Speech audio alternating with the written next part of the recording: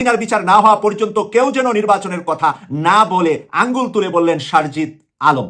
শারজিৎ আলম হলেন এবারের 24-এর যোদ্ধাদের অন্যতম কমান্ডার। এই আত্মপ্রকাশ পেয়েছে সাধারণ শিক্ষার্থীদের রাজনৈতিক দল। নতুন দলের লক্ষ্য বাংলাদেশের সেকেন্ড রিপাবলিক প্রতিষ্ঠা করা। কিন্তু এই সেকেন্ড রিপাবলিক আসলে কি? মোহাম্মদপুরের জেনেভা ক্যাম্পে সেনাবাহিনীর অভিযানে আওয়ামী লীগ সাধারণ সম্পাদক ওবায়দুল কাদেরকে গ্রেপ্তার করা হয়েছে। রাতে ডেয়ারিং টাইগার্স 23 ইস্ট বেঙ্গলের 9টি টিম এই অভিযান পরিচালনা করে। মূলত গোপন সংবাদের ভিত্তিতে গ্রেপ্তারের জন্য জেনেভা ক্যাম্পে অভিযান চালানো হয়। ধরতে সক্ষম হয় সেনাবাহিনী। রাজধানী মোহাম্মদপুর এলাকায় আওয়ামী লীগের সাধারণ সম্পাদক ওবায়দুল কাদেরকে গণধোলাই দিয়ে আইনশৃঙ্খলা বাহিনীর কাছে সোপর্দ করেছে এলাকাবাসী। দেয় গণধোলাই। দেশেই আছেন আওয়ামী লীগের সাধারণ সম্পাদক ওবায়দুল কাদের। বিবিসি বাংলার সাথে যে ইন্টারভিউটা দিয়েছেন আমাদের প্রধান উপদেষ্টা ডক্টর ইউনূস, সেটা এযাবৎকালে তার দেয়া সব ইন্টারভিউ চাইতে আলাদা, ভীষণ আলাদা, এবং তার একটা বড় পরিবর্তন লক্ষ্য করেছি অন্তত। সেকেন্ড রিপাবলিক, আমাদের বর্তমান রিপাবলিক কি অসুস্থ হয়ে গেছে? হ্যাঁ, আপনি কি দেখতে আছেন এখানে? ওসি সাহেবের কোন বিষয়টা তদন্ত করতেছে? ফখরুল সাহেব বললেন। আপনি তো এখানে বললেন যে আপনার বিষয়টা স্যারকে বলা হয়েছে, স্যার তদন্ত বলছে। উনি ছাত্রলীগের উনি ছাত্রলীগের ওসি ওনারা ছিলেন। এটা কে বলছে? ছাত্রলীগের ওসি কে বলছে? কোন স্যার নামটা জানতে? মানুষ কিন্তু সত্যি সেকেন্ড রিপাবলিক এগুলো নিয়ে একেবারেই চিন্তিত না। মানুষ এগুলো জানেও না, জানতে চায়ও না, খুব বেশি মানুষ বুঝতেও চায় না। বাঘে চুলে 18 ঘা, পুলিশ চুলে 36 ঘা, আর পিনাকি চুলে জয় বাংলা। এইভাবে বুঝছেন মেলা জায়গায় সরকারের ভেতরে ঘাটতি মেয়েরা বসে আছে স্বৈরাচারের দালাল গুলা। এইগুলা খুঁজে খুঁজে বের করার চেষ্টা করছি আমরা। সরকারের গুরুত্বপূর্ণ দায়িত্বে থেকে সরকারের সাথে দেশের স্বার্থের সাথে বেইমানি করিচ্ছে যেগুলা, সেইগুলারে ধৈর্য ধৈর্য পাঁচাত লাঠি দিয়ে খেদাইতে হবে।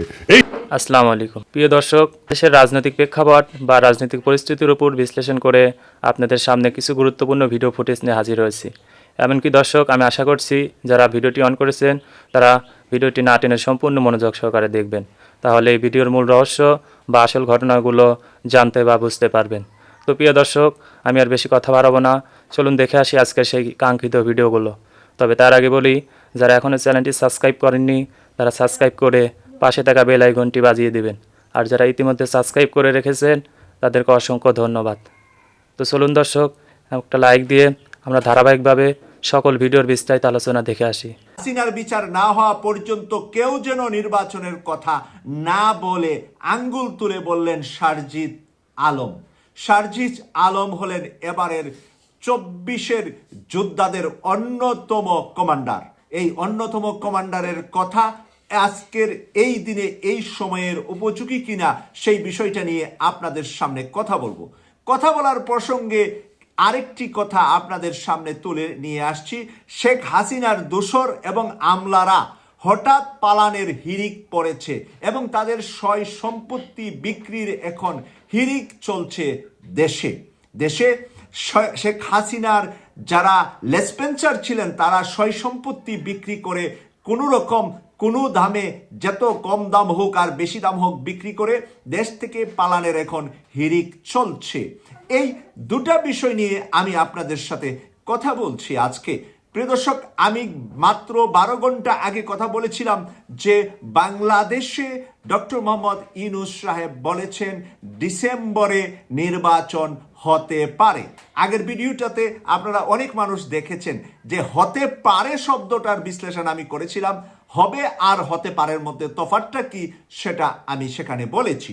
এখন আমি বলতে চাচ্ছি যে আপনাদের সামনে উদাহরণ হিসেবে আরো 2 জন মানুষের বক্তব্য নিয়ে আসছি, তারপরে আমার বিশ্লেষণে যাচ্ছি।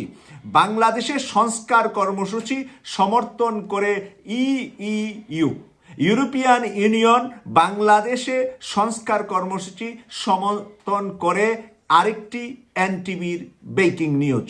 এই হলো আমার একটি জাস্ট আপনাদের সামনে তুলে ধরলাম যে ইইর যিনি প্রতিনিধি গতকাল 68 মিলিয়ন ইউরোপের ইউরো 68 মিলিয়ন ইউরো তারা বাংলাদেশের সরকারের কাছে হস্তান্তর করেছে রোহিঙ্গাদের পুনর্বাসনের জন্য, রোহিঙ্গাদের ব্যবস্থাপনার জন্য। যেখানে ডোনাল্ড ট্রাম্প রোহিঙ্গাদের টাকা দিবে না বলেছে, সেখানে ইউরোপ তার ডাবলের উপরে তার চাইতে অনেক বেশি টাকা গতকাল দিয়েছেন এবং সেখানে তিনি বলেছেন, সেটাই এনটিভি এখন প্রকাশ করেছে, যেই উমেনটা ছিলেন, যেই মহিলাটা ডক্টর মোহাম্মদ ইউনূসের সাথে সাক্ষাৎ করেছিলেন, আপনারা গতকাল পত্রপত্রিকা তাকে দেখেছেন, এখন এনটিভি তার পিকচার দিয়েই এই কথাটা লিখেছে।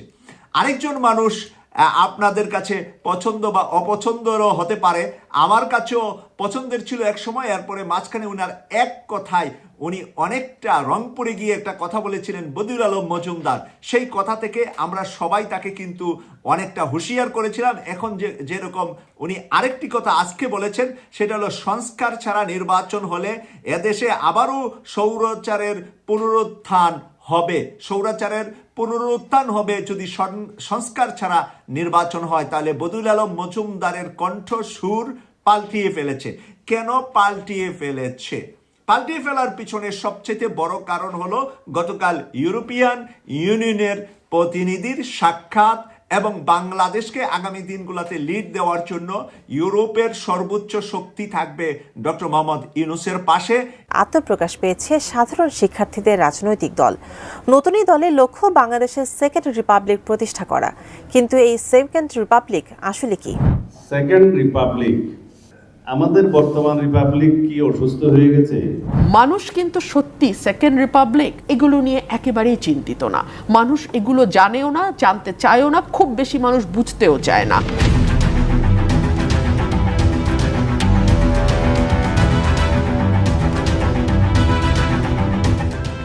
সম্প্রতি বাংলাদেশের রাজনৈতিক অঙ্গনে সেকেন্ড রিপাবলিক শব্দটি এখন বিতর্কের কেন্দ্রবিন্দুতে রয়েছে। অনেকেই এটাকে গণতন্ত্রের নতুন ধারা হিসেবে দেখছে, আবার কেউ কেউ বলছেন এটি বাস্তবতার বিবর্জিত একটি ধারণা। সেকেন্ড রিপাবলিক বলতে সাধারণত একটি দেশের রাজনৈতিক ইতিহাসে দ্বিতীয়বারের মতো প্রজাতন্ত্র প্রতিষ্ঠার ঘটনাকে বোঝায়। এটি সাধারণত একটি নতুন সংবিধান, সরকার ব্যবস্থা বা রাজনৈতিক পুনর্গঠনের মাধ্যমে প্রতিষ্ঠিত হয়। এদিকে ব্যারিস্টার রুমিন ফারহানা ছাত্রদের সেকেন্ড রিপাবলিক নিয়ে কঠোর সমালোচনা করেছেন। তিনি বলেন, মানুষ সেকেন্ড রিপাবলিক নিয়ে চিন্তিত নয়। অধিকাংশ মানুষ সেকেন্ড রিপাবলিক সম্পর্কে জানেও না, ইভেন জানতেও চায় না। মানুষ কিন্তু সত্যি সেকেন্ড রিপাবলিক, প্রেসিডেন্ট আর প্রাইম মিনিস্টারের ক্ষমতার ভারসাম্য, আর্টিকেল 70 এগুলো নিয়ে একেবারেই চিন্তিত না। মানুষ এগুলো জানেও না, জানতে চায়ও না, খুব বেশি মানুষ বুঝতেও চায় না। তাদের মূল কনসার্ন হচ্ছে তারা জিনিসপত্র ঠিক মতো ন্যায্য দামে পাচ্ছে কিনা। তাদের মূল কনসার্ন তারা রমজান মাসে একটা ডিম তাদের পরিবারের প্রত্যেক সদস্যের ভাগে একটা করে ডিম দিতে পারছে কিনা। তাদের মূল কনসার্ন হচ্ছে আইন শৃঙ্খলা পরিস্থিতির কি অবস্থা, তারা রাত 10টা-11টার সময় নির্বিঘ্নে বাড়িতে একলা ফিরতে পারছে কিনা, মোবাইলটা এবং মানি ব্যাগটা সেভ আছে কিনা। তাদের মূল কনসার্ন হচ্ছে নারীরা সন্ধ্যার পরে বাড়ির বাইরে গিয়ে শপিং করে আবার বাড়িতে নিরাপদে ফিরতে পারছে কিনা। এই জায়গাগুলো তাদের মূল কনসার্ন ভাই। এর বাইরে বাংলাদেশে সেকেন্ড রিপাবলিক হচ্ছে না, থার্ড রিপাবলিক হচ্ছে না, অন্য রিপাবলিক, তাতে তাদের কিচ্ছু যায় আসে না। আপনারা এই জায়গাগুলোতে মানুষকে কতটা স্বস্তি দিতে পেরেছেন? এদিকে সেকেন্ড রিপাবলিক ও গণপরিষদ নির্বাচন কেন, প্রশ্ন তুলেছেন বিএনপি নেতা সালাউদ্দিন। ওবায়দুল কাদের বাংলাদেশের রাজনীতির ইতিহাসের কলঙ্কজনক এক অধ্যায়ের নেতা, দুর্নীতি ও সিন্ডিকেটের শিরোমণি তিনি। 2011 সাল থেকে আঁকড়ে ছিলেন সড়ক পরিবহন ও সেতু মন্ত্রণালয়। 2016 সাল থেকে আওয়ামী লীগের সাধারণ সম্পাদক। দীর্ঘ সময়ে মন্ত্রণালয় ও দল দুই জায়গারই সর্বনাশ করেছেন এই কাদের। আওয়ামী লীগের টানা শাসনামল যতই দীর্ঘায়িত হয়েছে, ততই ক্ষমতা ও নিয়ন্ত্রণ বেড়েছিল কাদেরের। সারা দেশে গড়ে তুলেছিলেন চাঁদাবাজি, টেন্ডারবাজি ও সন্ত্রাসের চক্র। আর সে করেছেন দলের পদ বাণিজ্য। আর এসব কুকর্মের জন্য কাদের গড়ে তুলেছিলেন একটি বাহিনী। দর্শক, ওবায়দুল কাদেরের সেই বাহিনীর শীর্ষ কয়েকজনের সঙ্গে আপনাদের পরিচয় করিয়ে দেব, যারা কাদেরের কালেক্টর হিসেবে পরিচিত। এদের কেউ উঠে এসেছিলেন ঝুট ব্যবসা থেকে, কেউ আবার অস্ত্র কারবার ও সন্ত্রাসের রাজত্ব থেকে। চলুন দেখে আসি কাদের ঘনিষ্ঠ সেসব গডফাদারদের। 3 ধরনের সিন্ডিকেট গড়ে তুলেছিলেন ওবায়দুল কাদের। একটি সিন্ডিকেট নিয়ন্ত্রণ করত সড়ক পরিবহন ও সেতু মন্ত্রণালয়। আরেকটি সিন্ডিকেটের দায়িত্বে কাজ ছিল সন্ত্রাস ও চাঁদাবাজি করা এবং রাজনীতির মাঠ দখলে রাখা। আর দলের পদ ও মনোনয়ন বাণিজ্যের জন্য গড়ে তুলেছিলেন আরও একটি সিন্ডিকেট। কাদের সিন্ডিকেটের সবচেয়ে প্রভাবশালী সদস্য হলেন ফেনী নিজাম হাজারী। অস্ত্র ব্যবসা থেকে রাজনীতির মাঠে আগমন ঘটে এই গডফাদারের। কাদেরের পদোন্নতায় আওয়ামী লীগের মনোনয়নে তিনি হয়েছিলেন সংসদ সদস্য। ফেনীকে বানিয়েছিলেন নিজের রাজ্য। সেখানকার সবকিছু চলত তার নির্দেশ মতো, সীমাবদ্ধ থাকেননি। তার থাবা বিস্তৃত হয়েছিল আরও অনেক দূর। সড়ক পরিবহন ও সেতু মন্ত্রণালয়ের কাজও নিয়ন্ত্রণ করত হাজারী চক্র। আর এই কাজে হাজারীর সঙ্গী হন আরও কয়েকজন। টেন্ডার বাণিজ্যের সিন্ডিকেট মজবুত করতে এই চক্রে যুক্ত হন ওবায়দুল কাদেরের পরিবারের সদস্যরা। সবার মাথার উপরে ছায়ার মতো থাকেন কাদের নিজেই।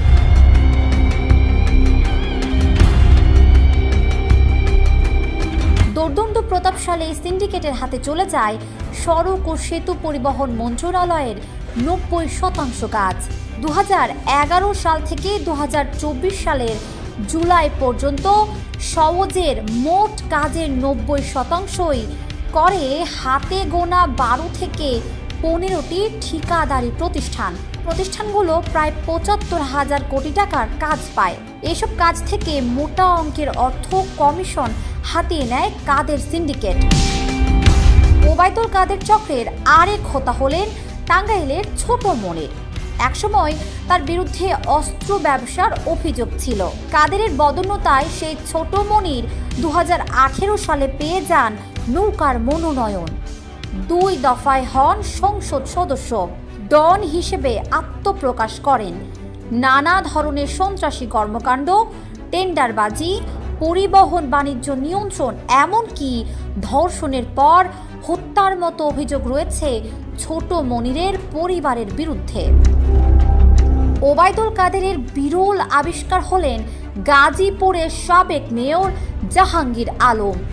একসময়ের গার্মেন্টসের ঝুট ব্যবসায়ী ছিলেন জাহাঙ্গীর। বিশেষ সুবিধার আশায় কাদেরের চোখে পড়ে যান জাহাঙ্গীর। এরপর আওয়ামী লীগের সাধারণ সম্পাদকের প্রশ্রয়ে জাহাঙ্গীর উঠতে থাকেন তরতর করে। গাজীপুরের নিয়ন্ত্রক হয়ে ওঠেন এই জাহাঙ্গীর। হাজার হাজার কোটি টাকার দুর্নীতিতে জড়ানো জাহাঙ্গীরকে কোনোভাবেই দমন করতে পারেনি কেউ, কারণ তার মাথার উপরে ছিল ক্ষমতাশালী কাদেরের প্রশ্রয়ের হাত। ওবায়দুল কাদের চক্রের আরেক সদস্য হলেন তার ব্যক্তিগত সহকারী আব্দুল মতিন। অনেকের কাছে নামটি অপরিচিত হলেও অত্যন্ত প্রভাবশালী ছিলেন এই মতিন। অবৈধ নানা সিন্ডিকেটের সমন্বয় ও তদারক করতেন তিনি। শেখ হাসিনার সবচেয়ে বিশ্বস্ত নেতা ওবায়দুল কাদেরের সর্বশেষ ট্র্যাক করা লোকেশন পাওয়া গেছে ঢাকার মোহাম্মদপুর এলাকা। এমন সংবাদের পর বিভিন্ন মহলে আবারও নতুন করে আলোচনায় আসে ওবায়দুল কাদের। শেখ হাসিনার 15 বছরের শাসনামলে গণমাধ্যমে বিভিন্ন বক্তব্য দিয়ে আলোচনায় থাকতেন হাসিনা সরকারের সাবেক এই মন্ত্রী। রক্তক্ষয়ী গণঅভ্যুত্থানে শেখ হাসিনার পতনের পর ওবায়দুল কাদেরের পালিয়ে যাওয়া নিয়ে নানা তথ্য গণমাধ্যমে প্রকাশ হয়। কখনো সিলেটে অবস্থান, কখনো হংকং, আবার কখনো ভারতের মেঘালয়ে পালিয়ে যাওয়ার খবর গণমাধ্যমে শোনা গেলেও কার্যত এখন পর্যন্ত ধরাছোঁয়ার বাহিরে রয়েছেন ফ্যাসিস্ট শেখ হাসিনার দোসর ওবায়দুল কাদের। ওবায়দুল কাদেরের কল লিস্ট ট্র্যাকিংয়ে জানা গেছে 5 আগস্ট সর্বশেষ ওবায়দুল কাদেরের ব্যবহৃত ফোন নম্বরটি লোকেশন দেখায় ঢাকার মোহাম্মদপুরে। এরপর থেকে বন্ধ হয়ে যায় কাদেরের ফোন। সর্বশেষ নাগরিক টিভি নাজমুস সাকিবের উপস্থাপনায় একটি ভিডিওতে নবাগত নায়িকা মেঘালয় মৃত্যুর রহস্য নিয়ে ওবায়দুল কাদেরের লালসার শিকার হয়েছেন প্রয়াত এই নায়িকা। নানা গুঞ্জনের মাঝে প্রবাসী সাংবাদিক ইলিয়াস হোসেন এবার প্রকাশ করলেন চাঞ্চল্যকর তথ্য। সোমবার সকালে নিজের ভেরিফাইড ফেসবুকে দেওয়া এক পোস্টে ইলিয়াস হোসেন দাবি করেন ওবায়দুল কাদের দেশে থাকার খবর জেনেছেন তিনি। পোস্টে ইলিয়াস লেখেন, অত্যন্ত বিশ্বস্ত সূত্রে জেনেছি ওবায়দুল কাদের দেশেই আছেন। তিনি দেশ ছেড়েছেন কিংবা মারা গিয়েছেন এসব খবর পরিকল্পিতভাবে ছড়ানো হচ্ছে। আমি আশা করছি ভিডিওটি সম্পূর্ণ মনোযোগ সহকারে দেখেছেন। সাথে ভিডিও সম্পর্কিত কোনো তথ্য বা মতামত থাকলে কমেন্ট বক্সে জানিয়ে যাবেন। আজকের মতন এখানে শেষ করছি। ফিরে আসছি আগামী দিনে অন্য কোনো টপিকস নিয়ে। সে পর্যন্ত ভালো থাকবেন। আল্লাহ হাফেজ।